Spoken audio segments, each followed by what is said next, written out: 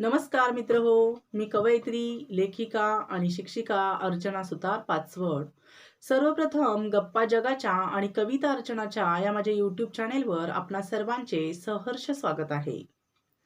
आपण माझे व्हिडिओ, कविता अगदी उत्साहानं, आनंदानं ऐकत असता, मला लाईक करता, कमेंट करत असता, त्याबद्दल मनःपूर्वक सर्वांचे अगदी आभार. मित्र हो, आज आपण देवदिवाळी या सणाविषयी संपूर्ण माहिती म्हणजेच देवदिवाळी म्हणजे काय? तिला अजून काय नावे आहेत? देवदिवाळी हा सण कधी साजरा केला जातो? कुठे-कुठे साजरा केला जातो? या सणाचं नक्की महत्त्व काय आहे? आणि या सणाच्या दिवशी काय-काय करतात? किंवा सणाची या पूजा कशाप्रकारे केली जाते? किंवा हा जो सण आहे तो साजरा करण्यापाठीमागची काय कारणे आहेत? या सणापाठीमागील पौराणिक, आध्यात्मिक कथा काय आहे? धार्मिक विधी तसेच माणसाने जीवनाचे महत्त्व जाणून जीवनात कसे वागावे याचे विवेचन अशा अनेक गोष्टींचं या व्हिडिओच्या माध्यमातून आज आपण सर्वजण ऐकणार आहोत. ही माहिती शेवटपर्यंत ऐकण्यासाठी तसेच आपल्या चॅनेलवर येणारे नवनवीन विषयावरील व्हिडिओ ऐकण्यासाठी तुम्ही जर माझ्या चॅनेलवर नवीन असाल तर चॅनेलला पहिलं सबस्क्राईब करून ठेवा. कारण आपला या सणाविषयी तर सविस्तर अभ्यास चालू आहेच, परंतु आपल्या चॅनेलला एक तर नाव आहे गप्पा जगाच्या आणि कविता अर्चनाच्या. म्हणजे मी एक स्वतः कवयित्री आहे. मी स्वतः विविध मला जशी देवानं बुद्धी दिली आहे तशी छान-छान कविता, गाणी लिहीत असते. आवाज छान आहे म्हणून कधी विना वाद्यांचं गाणं म्हणायचा प्रयत्न करत असते. आणि तुम्हालाही थोडंफार त्याबद्दल मनोरंजन करण्याचा प्रयत्न करते. तर अशा अनेक प्रकारचे म्हणजे आपण गप्पा जगाच्या हे का चॅनलला नाव दिले, की मी अख्ख्या जगामधल्या कोणतीही गोष्ट घेऊन त्याच्यावर मी अभ्यास करून मी तुमच्यापर्यंत एक काही ना काहीतरी गोष्टी मांडण्याचा प्रयत्न करत असते. आणि माझ्या कविता म्हणून गप्पा जगाच्या आणि कविता अर्चना असं आपलं चॅनेलला नाव आहे. म्हणूनच हा व्हिडिओ तुम्ही शेवटपर्यंत बघावा असं माझी खरोखर मनोमन इच्छा आहे. कारण माझाही याच्यावर सखोल अभ्यास चालू आहे. काहीही तुमच्यापुढं विचित्र मांडण्याचा प्रयत्न करणार नाही. यामध्ये माझं स्वतःचं असं सणाविषयी काही नाही आहे. कारण मी त्याच्यावर संशोधन करत आहे. कारण आपले कुठलेही सण जे आहेत तर ते आपण अभ्यास केल्यानंतर अध्यात्माच्या पौराणिक कथात किंवा पुराणिकच्या ग्रंथामध्ये अ, अ, त्याच्यामध्ये असं आढळतं की कुठल्याही सणापाठीमागं कारण आहे, कथा आहे. जसं की आपण म्हणतो की एखादी घटना घडण्याच्या पाठीमागं काहीतरी कारण असतं. तसं आपल्या मित्रहो हिंदू धर्मातील प्रत्येक सणापाठीमागं कारण आहे. तर मी ते शोधण्याचा प्रयत्न करत आहे आणि ते तुमच्यासमोर मांडण्याचा प्रयत्न करत आहे. त्याला बराच वेळ लागतो अभ्यास करायला आणि तुमच्यासमोर मी ते मांडण्याचा प्रयत्न करत आहे. यामध्ये कोणतीही अंधश्रद्धा नाही, कारण मीही शिक्षक आहे. परंतु नक्की काय आहे माहिती याचं मलाही कुतूहल आहे. आपण नुसतेच सण साजरे करायचे का आयुष्यभर? तर त्याच्या पाठीमागील कारणं वगैरे काय आहेत हे मी शोधून काढत आहे. तुम्ही फक्त ते ऐकायचे आहेत. फक्त माझी एकच इच्छा आहे की तुम्ही व्हिडिओ शेवटपर्यंत ऐकावा. चला तर मग आता आपला हा व्हिडिओ जर तुम्हाला नक्की आवडला तर तुम्ही मात्र काय करायचं आहे की लाईक, कमेंट आणि शेअरही करायचं आहे. जेणेकरून दुसऱ्यांच्यापर्यंत पोहोचेल आणि बेल आयकॉनवर क्लिक करून ठेवा. कारण जेणेकरून पुढील येणारे माझे वेगवेगळ्या विषयावरील व्हिडिओ असतील, कविता असतील, कोणत्याही लँग्वेजमधील गाणी असतील तर ती तुमच्यापर्यंत मिळून जातील. तुम्हालाही त्याच्यातून मनोरंजन होऊन जाईल. चला तर मग आता आपण त्याची माहिती देवदिवाळीविषयी संपूर्ण माहिती जाणून घेऊया. मित्रहो, दिव्यांचा दीपोत्सव म्हणजेच देवदिवाळी आणि दीपावली. आपण सर्वांनी वसुबारस, धनत्रयोदशी, लक्ष्मीपूजन, पाडवा, भाऊबीज अशा अनेक प्रकारच्या दिवसांनी दिवाळी हा सण साजरा केला आहे. परंतु ही दिवाळी झाली म्हणजे आपली दिवाळी झाली आणि हा सण पूर्ण झाला असं बऱ्याच जणांना वाटतं. किंवा असंही वाटतं की तुळशी विवाह झाला की म्हणजे आपली दिवाळी झाली असं वाटतं. परंतु मित्रांनो तसं मुळीच नाही. तर आपल्या हिंदू धर्मामध्ये जोपर्यंत देवांची दिवाळी होत नाही तोपर्यंत वर्षभरामध्ये येणारा जो दिवाळी हा सण आहे तर तो पूर्ण झाला असं होत नाही. असं आता आपण पाहूया की देवदिवाळी म्हणजे काय आणि तिला अजून काय काय म्हणतात. तर देवदिवाळी म्हणजे नावातच दिवाळी आहे. बघा की देव सुद्धा ही दिवाळी साजरी करतात असे मानले जाते. हा दिव्यांचा आणि प्रकाशांचा, देवांचा आपण साजरा करावयाचा अत्यंत असा आनंददायी सण आहे. देवदिवाळी सुद्धा म्हणजे तिला तितकंच महत्त्व आहे की ज्याप्रमाणे आपण दिवाळी साजरी करतो त्याचप्रमाणे देव पण दिवाळी साजरी करतात. पौराणिक कथेनुसार या दिवशी श्रद्धा आहे की देव स्वर्गातून पृथ्वीवर येतात आणि दिवाळीचा सण साजरा करतात असं मानलं जातं. या सणालाच मोठी दिवाळी, मी मगाशीच म्हटलं काय नाव आहे, तर याला मोठी दिवाळी आणि थोरली दिवाळी असंही म्हणतात. तर आता आपण हा सण कधी साजरा करतात हे पाहूया. मित्रांनो, मार्गशीर्ष महिन्याचा पहिला दिवस म्हणजेच मोठी आणि थोरली दिवाळी म्हणजेच देवदिवाळी असते. भारतभर दिवाळी कार्तिक पक्षाच्या अमावस्येला साजरी केली जाते. तर कार्तिक महिन्याच्या शुक्ल पक्षाच्या पौर्णिमेला देवदिवाळी साजरी केली जाते. मार्गशीर्ष महिन्यात अमावस्या समाप्तीनंतर देवदिवाळी येते. भारतात ही दिवाळी अनेक ठिकाणी साजरी करतात. विविध प्रकारे ही दिवाळी साजरी केली जाते. या दिवशी गंगा नदीत स्नान करणे किंवा नदीच्या काठावर शेजारी दीपदान करणे, कुलदेवतेची पूजा करणे अशी पुण्यकार्य केली जातात. देवदिवाळी या दिवशी बळीच्या राज्यातून भगवान श्री विष्णू आपल्या मूळ स्थानी परत गेल्याची अलौकिक अशी कथा आहे. खऱ्या अर्थानं इथे जरी सांगितलं असलं की कार्तिक महिन्याच्या शुक्ल पक्षाच्या पौर्णिमेला देवदिवाळी साजरी करतात, तरी हिंदू पंचांगाप्रमाणे मार्गशीर्ष शुक्ल प्रतिपदेला देवदिवाळी साजरी केली जाते किंवा येते. देवदिवाळी मुख्यतः कुलदैवत, ग्रामदैवत, गावातील मुख्य देवता, उपदेवता, महापुरुष, वेतोबा इत्यादी देवतांची असते. देवदिवाळी या दिवशी देवतांना नैवेद्य दाखवला जातो. काही कुटुंबात तर पितरांसाठी सुद्धा नैवेद्य काढून म्हणजे ठेवला जातो आणि त्यांना नैवेद्य दाखवला जातो. आता आपण देवदिवाळी म्हणजे त्या दिवशी काय काय करतात ते पाहूया आणि ह्या सणाचं महत्त्व सुद्धा काय आहे हे आपण पाहूया. देवदेवतांची या दिवशी विधीपूर्वक पूजा केल्याने आपल्यास आशीर्वाद प्राप्त होतात अगदी असं मानलं जातं. या दिवशी नदी स्नान करणाऱ्याला, दिवेदान करणाऱ्याला विशेष महत्त्व आहे. शिवाय पौराणिक मान्यतेनुसार म्हणजेच देव हे दिवाळीच्याच दिवशी देव काशीच्या गंगा घाटावर दिवाळी साजरे करण्यासाठी येतात असं अगदी मानलं जातं. म्हणूनच या दिवशी दिवेदान केल्यानं दुःख दूर होतं. शिवाय दिव्यांच्या प्रकाशाने आपल्या आयुष्यातील अंधार, नैराश्य दूर होते असेही मानतात. याचबरोबर जीवनात सुख समृद्धी आणि सौभाग्य लाभते. दिवेदान केल्यानं यमदेव, शनिदेव, राहू, केतू यांचा प्रभाव कमी होतो असं मानले जाते आणि लक्ष्मीच्या कृपेने आर्थिक जीवन सुखी होते. कार्तिक पौर्णिमा अर्थात त्रिपुरारी पौर्णिमा. आता त्रिपुरारी पौर्णिमा का म्हणतात हे आपल्याला नंतर पुढे गेल्यावर आध्यात्मिक म्हणजे पौराणिक कथा एक त्याच्या पाठीमागेला आहे, तर ते आपल्याला पुढे गेल्यावर कळेल की त्रिपुरारी कशाला म्हणतात आणि का म्हणतात. तर बघा, त्रिपुरारी पौर्णिमा हा दिवस मोठ्या उत्साहात थाटामाटात दिवे लावून देवदेवतांना नैवेद्य करून श्रद्धेने साजरा केला जातो. आता हा सण कोठे कोठे साजरा करतात हे आपण पाहूया. देवदिवाळीच्या दिवशी नाशिक येथील त्र्यंबकेश्वरवरील गोदा तीरावर विशेष उत्सव आयोजित केले जातात. या दिवशी त्र्यंबकेश्वर येथे शिवशंकराचा रथोत्सव साजरा केला जातो. यासह मंदिर परिसरामध्ये दिव्यांची रोषणाई आणि फटाकड्यांची आतषबाजी केली जाते. नाशिक येथील गोदा तीरावर अनेक दिवे लावले जातात.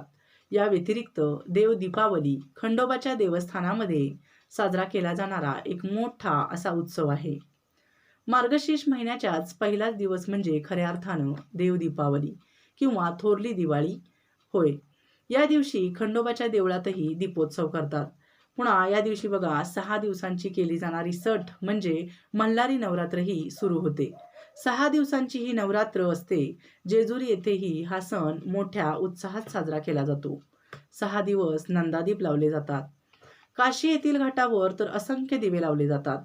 या दिवशी ग्रामदैवत, कुलदैवत, मुख्य देवता, वेतोबा, महापुरुष इतर उपदेवतांना आवर्जून नैवेद्य करून नैवेद्य दाखवला जातो. ज्याला जमेल तसं किंवा पुरणपोळी, वडे, घागऱ्याच्या किंवा आंबोळीच्या ठिकठिकाणी लोक काय करतात, देवदेवतांना नैवेद्य दाखवतात. गावाकडे तर या दिवशी छोट्या गाडग्यांना चुना लावून, हळद कुंकू लावून शेतकरी, शेताचे मालक रानात ढवाळी नेऊन प्रत्येक वावरात ठेवतात व त्यांनाही नैवेद्य दाखवायची आजही प्रथा आहे. प्रत्येक कुटुंबानुसार नैवेद्याची संख्या ही वेगळी असते. नैवेद्याच्या पानांची संख्या 9, 17, 24 अशी कोणतीही असते. कुळाचाराप्रमाणे टाक, सुगट असतात.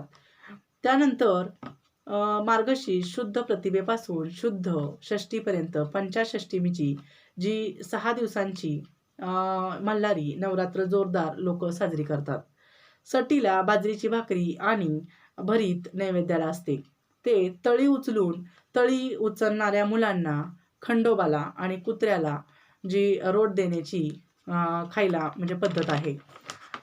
त्याच्यानंतर मित्रहो, देवदिवाळी या सणाला तितकंच महत्त्व आहे की आता आपण काय पाहायचंय, या दिवशी पूजा कशी करावी आणि त्याचं धार्मिकतेनुसार आणि अध्यात्मानुसार मानवी जीवनामध्ये काय फायदे आहेत हे आपण आता पाहूया. बघा, या सणाला ब्रह्ममुहूर्ताला पवित्र गंगा नदीत स्नान करावे. शक्य नसेल तर घरी आंघोळीच्या पाण्यात गंगाजल मिसळून स्नान करावे. गंगेत स्नान केल्याने पुण्य प्राप्त होते असे मानले जाते. स्नान करून भगवान शिव, भगवान हरिविष्णू आणि देवतांची पूजा आणि प्रार्थना करावी. नंतर संध्याकाळी नदीच्या काठावर जाऊन दिवा लावावा. जर तिथे जाणे शक्य झाले नाही तर मंदिरात जाऊन दिवा दान करावा. याशिवाय आपल्या घरातील पूजेच्या ठिकाणी दिवा लावावा. भगवान श्री गणेश, भगवान महादेव आणि भगवान श्री हरी विष्णूंची यथायोग्य पूजा करावी. भगवान शिवशंकरांना फुले, तूप, नैवेद्य आणि बेलाची पाने अर्पण करावी. शिवाय आपण याच दिवशी पिठाचे 11, 21, 51, 108 दिवे तयार करावेत. त्यात तेल टाकून नदीच्या काठावर हे दिवे लावावेत आणि ते शक्य नसल्यास तलाव किंवा विहिरीजवळ किंवा घरच्या घरी किंवा एखाद्या ठिकाणी पाण्याने भरलेल्या भांड्याजवळ हे दिवे लावावेत. या दिवशी दीपदान करणे म्हणजे पुण्याचे मानले जाते. अशी मान्यता आहे की या दिवशी केलेले पुण्यकर्म आणि दान वर्षभर गंगाजल सेवन करण्याइतपत फलदायी मानलं गेलंय. म्हणून देव दीपावलीच्या दिवशी अशी पुण्यकार्य केल्यानं घरात वर्षभर सुख समृद्धी नांदते असे मानले जाते. या दिवशी तुम्ही काही म्हणजे जे आपण उपाय काय करू शकतो तर ते बघा. या दिवशी 11 कवड्या हळद लावून घराच्या ठिकाणी ठेवाव्यात. देवी लक्ष्मीच्या स्थायित्व देण्याचा हा उपाय आपल्या घरात धनाची कमी भासू देत नाही असे मानले जाते. शिवाय या दिवशी घराच्या मुख्य दारावर आंब्याच्या पानाचं तोरण लावावं की ज्यामुळे घरामध्ये नकारात्मक ऊर्जा प्रवेश करत नाही. त्याचबरोबर घरात सुखसमृद्धीचा उपहास कायम असतो, कारण देवी लक्ष्मीला तोरण हे अत्यंत प्रिय आहे. शिवाय या दिवशी शनिदेवाचीही पूजा करावी. या दिवशी शनी मंदिरात जाऊन तिळाच्या तेलाचा दिवा लावावा. असे केल्याने आपल्या जीवनातील अनेक समस्यांवर आपण मात करू शकतो असे ज्योतिषशास्त्रात सांगितले आहे. शिवाय या दिवशी संध्याकाळी तुळशी समोर तुपाचा दिवा लावावा आणि गरिबांना तांदूळ, उडदाची डाळ दान करावी. त्यामुळे घरात धान्याचा साठा कमी पडत नाही असे मानले जाते. हिंदू धर्मामध्ये देवदिवाळीचा हा दिवस शुभ मानला जातो. या दिवशी स्नान, दान, व्रत आणि दीपदानाला विशेष महत्त्व आहे. धार्मिक मान्यतेनुसार श्री भगवान विष्णू यांनी या दिवशी मत्स्य अवतार घेतला होता. या दिवशी लक्ष्मीपूजनही केले जाते. शिवाय स्कंद पुराणामध्ये कार्तिक महिन्याचे महत्त्व सांगताना म्हणले आहे की ज्याप्रमाणे वेदांसारखं शास्त्र नाही, गंगेसारखं तीर्थ नाही आणि सत्ययुगासारखं युग नाही, त्याचप्रमाणे देवदिवाळीसारखा सण नाही. आता आपण देवदिवाळी का साजरी करतो हे पाहूया. बघा, चालत आलेली सणापाठीमागची परंपरा, सणापाठीमागची पौराणिक कथा ऐकूया. आणि मगाशीच तुम्हाला सांगितलेलं आहे की या चॅनेलवर मी जगामधल्या विविध गोष्टींचं तुमच्या पुढं म्हणजे माहिती मांडत असते. जगातल्या कुठल्याही गोष्टीवर माहिती मांडण्याचा प्रयत्न करते. कविता, गाणी ऐकून मनोरंजन मी करत असते, कारण कविता लिहिणे हा माझा छंद आहे आणि गाणी गाणे हा पण माझा छंद आहे. परंतु विनावाद्याचं सुद्धा गाणं आपण घरात गुणगुणतो तर किती छान वाटतं की आपण एखाद्या काळजीमध्ये असेल किंवा एखाद्या कुठल्या विचारात असेल तर थोडं गाणं गुणगुणलं तरी आपल्याला कुठेतरी मनाला आनंद मिळून जातो. आणि म्हणूनच मी तो करण्याचा म्हणजे तुमच्यापुढे मांडण्याचा प्रयत्न करत असते. विविध याच्यावर गाणं म्हणत असते. तुम्ही गाणी गात जा. गाणी गायल्यावर खरंच मन हलकं होतं, हे मला स्वतःचा अनुभव आहे. आणि अशा प्रकारच्या विविध गोष्टी आपण ऐकल्यावर सुद्धा जरा मनोरंजन आपलं होत असतं आणि म्हणून मी तुमच्यासमोर याही गोष्टी सणांच्या माध्यमातून पुढे येण्याचा प्रयत्न करत असते. चला मित्रहो, या सणाचा अभ्यास म्हणजे खोलवर केल्यानंतर नक्कीच असं समजतं, की आध्यात्मिक, धार्मिक, पौराणिक कथा, ग्रंथातून, पुराणातून, अध्यात्माच्या पुस्तकातून सण साजरा करण्यापाठीमागच्या कथा नक्कीच आढळून येतात. आणि चला तर मग आपण ह्या आज दिवाळी सणाविषयी सुद्धा एक आध्यात्मिक, धार्मिक म्हणाल तर पौराणिक एक कथा आहे आणि पौराणिक कथेनुसार भगवान शंकर यांच्या सर्वांनी ऐकायची कथा. भगवान शंकर यांच्या पुत्राने कार्तिकेयने तारकासुराचा वध केला होता. वडिलांच्या मृत्यूचा बदला घेण्यासाठी तारकासुराने तारकासुराची जी तिन्ही मुलं आहेत त्यांनी जीवाची बाजी लावली होती, की तारकासूर हा एक मोठा राक्षस होता. त्याला 3 मुले होती. पहिला मुलगा तारकाक्ष, दुसरा मुलगा कमलाक्ष आणि तिसरा विद्युन्माली अशी त्या तिघांची नावं होती. या तिन्हींनाही काय म्हणतात त्रिपुरासूर या नावानं ओळखलं जातं. त्यांच्या मनात वडिलांचा बदला घेण्याची प्रबळ इच्छा होती. त्यांनी भगवान ब्रह्मा यांची घोर तपश्चर्या केली होती, घोर साधना केली होती. त्यांच्या घोर तपश्चर्येनंतर भगवान ब्रह्मा त्यांना प्रसन्न झाले आणि प्रसन्न झाल्यावर ब्रह्मदेवांनी त्या तिघांना वरदान मागण्यास सांगितले. त्यांनी असे वरदान मागितले की आम्हाला अमरत्व द्या, की आम्हाला कोणी कधी मारू शकणार नाही. त्यामध्ये देवांना अगदी मारून मारून पाठवता येईल, असा वडिलांचा बदला घेता येईल असा त्याच्या पाठीमागचा त्यांचा उद्देश होता. परंतु ब्रह्मदेवांनी हे वरदान देण्यास त्यांना काय केलं, साप नकार दिला.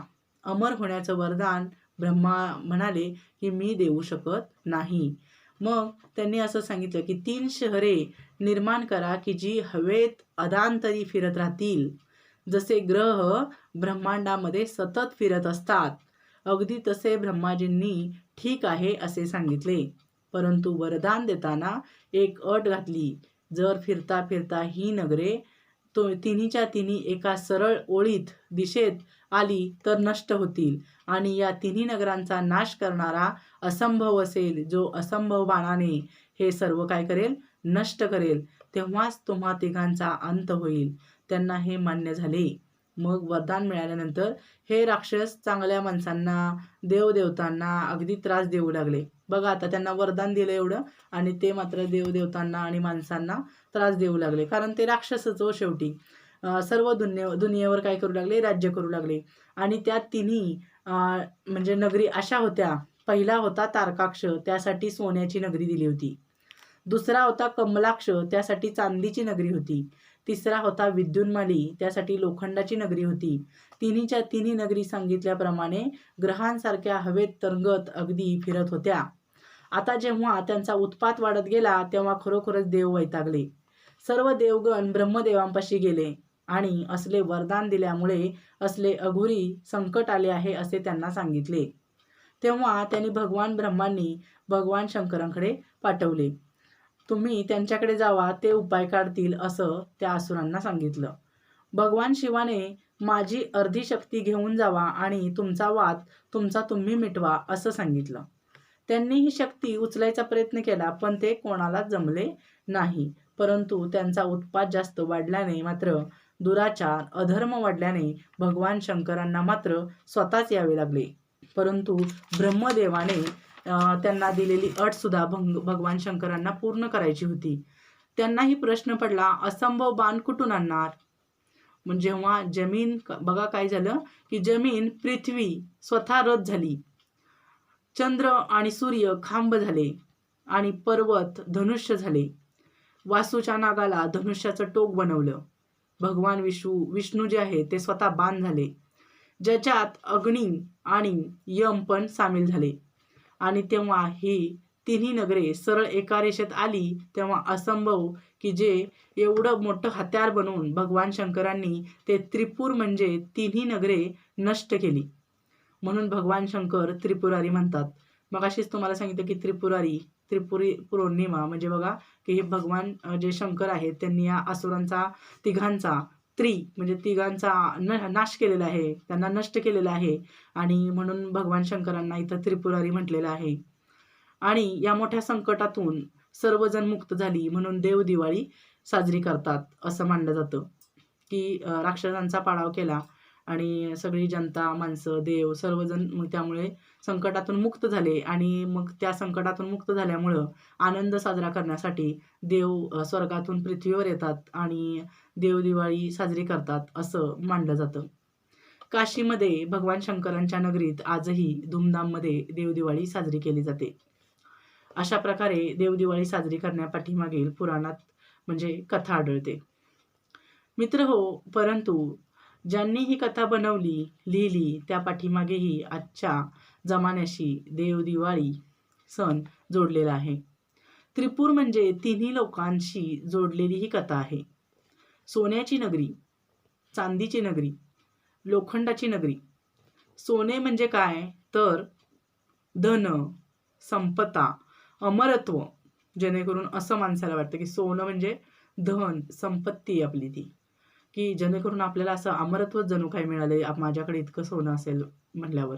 आणि चांदी म्हणजे काय, चांदीसारखं चकमकत अगदी दिसणारं, की सौंदर्य, जवानी, की सुंदरतेच्या पाठीमागं धावणे, आनंद मिळण्याच्या पाठीमागं धावणे, असं म्हणजे सौंदर्याच्या पाठीमागं माणूस म्हणजे धावतो.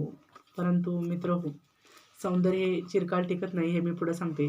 बघा, लोखंड, जी दुसरी नगरी होती विद्युन्मालीची, तर ती लोखंडाची होती म्हणून इथं लोखंडाचं वर्णन केलेलं आहे. लोखंड म्हणजे शक्ती, की जी सर्वांना वाटतं की माझ्याजवळ सर्वात जास्त शक्ती असावी, मी सर्वात शक्तिमान असावं सर्वांपेक्षा. पण मित्रहो, माणसाच्या आयुष्यामध्ये संपत्ती, सौंदर्य, आयुष्य, शक्ती अगदी चिरकाल राहावी वाटतं. म्हणजे तुम्हीच मनाला विचारा, की जसा आपला जन्म झाला तर तसा मृत्यू प्रत्येकाला आहे. जसं वय वाढेल तसं सौंदर्य टिकतं का हो कुणाचं? सौंदर्य संपते, आयुष्य संपतं, शक्तीही संपत जाते. बघा, म्हाताऱ्या माणसांची शक्ती आपल्यापेक्षा, तरुणांपेक्षा कमी पडलेली असते. असं जीवनाचं गणित आहे. परमेश्वरानं दिलेल्या माणसाला 3 टप्प्यातून माणूस जातो. बालपण, तरुणपण आणि म्हातारपण. परंतु प्रत्येक माणसाला असं वाटतं, की माझं सौंदर्य टिकावं, माझी सत्ता टिकावी, माझी संपत्ती टिकावी, आणि मला अमरत्व असावं, असं प्रत्येकाला वाटतं मनोमन. पण हे सर्व काही टिकत नाही. बघा, दुश्मनाला मारण्याची ताकद माझ्यात येऊ दे, सौंदर्य गेलं तर चिंता वाटते आपल्याला. पुन्हा अमरत्वाची लढाई तर प्रत्येकाच्या हृदयात, मनात कायम चाललेलीच असते, की आपण असं मरणार आहे म्हटल्यावर पण प्रत्येकाला किती भीती वाटते. हे जग सोडून जावं असं मला नाही वाटत, की कोणाला वाटत असेल. कोणालाही वाटत नाही. आणि दुसऱ्या कोणाला पण म्हणजे मदत केली तर असं गोष्ट दिली तर आपल्यात क्रोध निर्माण होतो. कोणाला द्यायची इच्छा नसती, मदत करायची इच्छा नसती, अशी आपली प्रवृत्ती असते. मग तुम्ही मला सांगा, की हे जर इथलं सर्व आपलं आहे ते नश्वर आहे, आपलं इथं काही नाही, तर हे निगेटिव्ह विचार करून काय उपयोग आहे का? मग भगवान शंकराने अति उन्माद झाला, की तिन्हीच्या तिन्ही नगरं भस्मसात केली, नष्ट केली. म्हणजे साऱ्या चिंता संपवल्या जगाच्या. त्यामुळे राक्षसी प्रवृत्ती पण संपली त्यामधली. आपल्याला सर्व गोष्टींची भीती आहे. पूर्ण जीवन माझं सगळं असं असावं, म्हणजे मला सगळं मिळावं, असं म्हणजे प्रत्येक व्यक्तीला वाटतं. त्याच्या पाठीमागं पण मित्रांनो लागल्यामुळं काय होतं, की आपण शांतता, शांती, सुख, समाधान जे आहे ते आपल्या हातांनी घालवतो, की भगवान शंकरांनी शांती मिळवण्यासाठी वध केला. मित्रांनो, सत्ता, संपत्ती, सौंदर्य इथं कोणाचंच टिकत नाही. पैशापेक्षाही जीवनामध्ये शांतीला आणि समाधानाला अत्यंत महत्त्व आहे.